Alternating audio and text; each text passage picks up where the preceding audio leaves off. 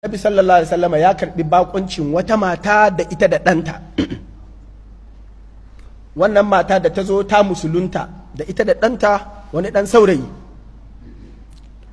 Ta ce na gudo daga cikin mutane na ne a cikin wahala da ƙangi da ƙyar.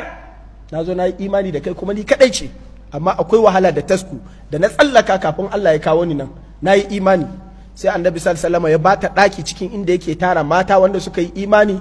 Ya ba wa yaron ta ɗaki a cikin inda yake tara ahlus suffa.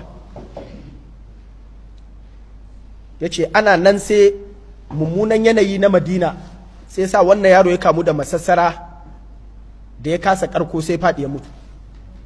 Shikenan ɗan wannan matar kawai aka zo aka cewa annabi sallallahu alaihi wasallam yaron nan ya mutu a cikin masallaci. Aka kawo shi, annabi ya ganshi ya ce Allah sarki, ku je ku yi masa wanka a shirya shi da sauransu. Wannan a Madina kenan. Aka ja kai wa yaro wanka sai annabi ya ce kun gaya wa uwarsa kuwa? Suka ce a'a. Ya ce a'a, ya za a yi haka? ku je ku gaya wa mahaifiyarsa yaron ta ya rasu. Aka ja gaya mata ɗan nawa ya rasu. Aka ce ai kwatsam kawai ya kamu da wani abu cikin dare kawai gashi har ya mutu. Matan nan ta zo ta yi kuka a gaban manzon Allah sallallahu alaihi wasallama, ta rike kafar yaron nan tana jijjigawa, tana ya ubangiji na, ya zaka mun jarabawar da ba zan iya daukawa ba. Ya Allah ka sani na bar cikin wahala da kangi saboda in zo in yi imani da kai da annabinka.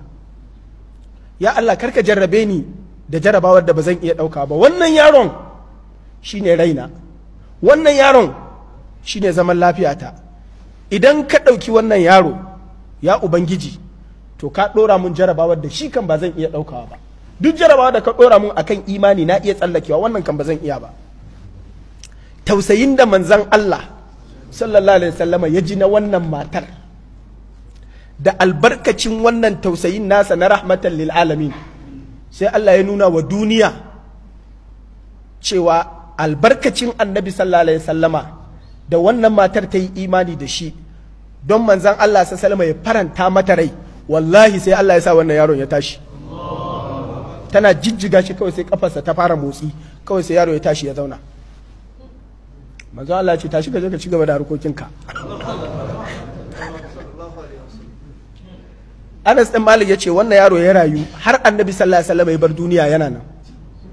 Wannan matar ta ci gaba da zama tana kallon yaronta da ya zama mata qurratu ain, har sai da ita ta mutu ya binne ta kafin shi kuma yaron daga baya ya mutu.